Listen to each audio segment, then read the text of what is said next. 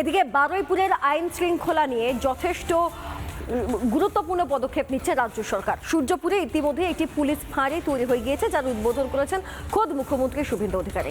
ধর্ষণ খুনে যারা অভিযুক্ত তাদের কাউকে ছাড়া হবে না, উপযুক্ত শাস্তি দেওয়া হবে।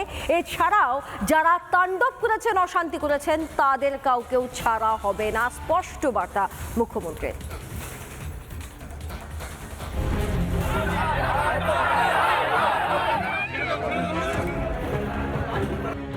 রেল লাইনে যারা লোহার বিম ফেলছিল তারা কেউ ভারতপ্রেমী হতে পারে না,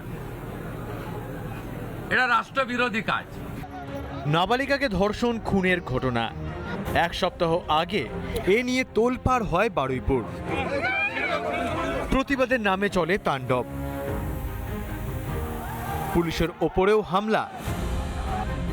গোলমালের সুযোগে এলাকা ছাড়ে অভিযুক্তরা, তাদের পাকড়াও করে পুলিশ। স্পেসিফিক 4 জনের নামে ওরা অভিযোগ দিয়েছিলেন। 4 জনকেই পুলিশ খুব প্রপারলি এবং কুইকলি অ্যারেস্টেড করেছে। তারা পালিয়েও গেছিল অনেক দূরে দূরে, বসিরহাটে বাংলাদেশ বর্ডার পর্যন্ত চলে গেছিল। কাস্টডি ট্রায়াল হবে এবং কনভিকশনের এক্সিকিউশন এটা কমপ্লিটলি মুখ্যমন্ত্রীর মনিটরিংয়ে হবে। একটা দৃষ্টান্তমূলক নজির আমরা এই কেসে রাখব। গত রবিবার থেকে উত্তপ্ত হয় বারুইপুরের সূর্যপুর।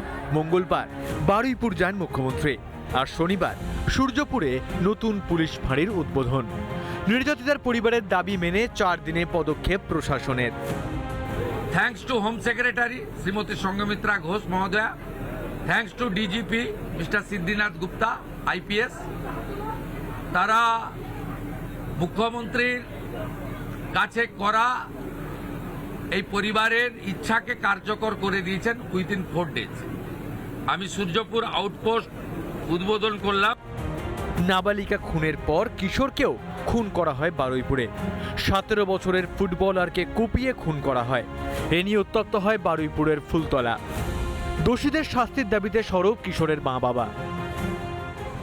আমার ছেলেকে যে খুন করে তাদের ফাঁসি। এদিন নিহত কিশোর প্রসেনজিতের পরিবারের সঙ্গে দেখা করেন মুখ্যমন্ত্রী। 6 জনের নামে অভিযোগ করেছিল, 5 জন অ্যারেস্ট হয়েছে। তারা বিচার চান, আমরা বিচার দেওয়ার ব্যবস্থা করব। এই পরিবারটাকে আমরা 10 লাখ টাকা দিচ্ছি। তারা যাতে শাস্তি পায় ভালোভাবে, যাতে তাদের যেন খুব ভালোই শাস্তি হয়। তো স্যার বললো যে অবশ্যই তাদের শাস্তি হবে। একটা আত্মীয়দের হেল্প করেছে, 10 লাখ টাকা দিয়ে আমাদের হেল্প করেছে, প্লাস আমাকে একটা চাকরি দেবে বলেছে, সিভিকে চাকরি।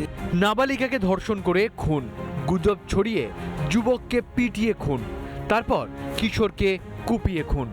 এক সপ্তাহে 3টে খুন। বারুইপুরের তীব্র আতঙ্ক। ভয় পাওয়ার কোনো কারণ নেই।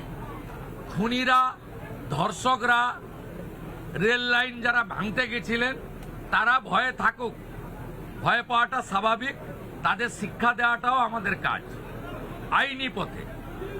বাকিদের ভয় পাওয়ার কোনো কারণ নেই। আমি বলে গেছি। উত্তপ্ত বারুইপুরে শান্তির বার্তা মুখ্যমন্ত্রীর, সেই সঙ্গে হিংসায় উস্কানিদাতাদের কড়া হুঁশিয়ারি। মুখ্যমন্ত্রীর সাফ কথা, হিংসায় উস্কানি দিলে পার পাওয়া যাবে না। রিপাবলিক বাংলা। নানা ধরনের কন্টেন্ট দেখার জন্য লাইক করুন, শেয়ার করুন আমাদের ফেসবুক পেজ, সাবস্ক্রাইব করুন আমাদের ইউটিউব চ্যানেল। পাশাপাশি অন্যান্য ব্রেকিং নিউজের জন্য অবশ্যই চোখ রাখুন রিপাবলিক বাংলায়।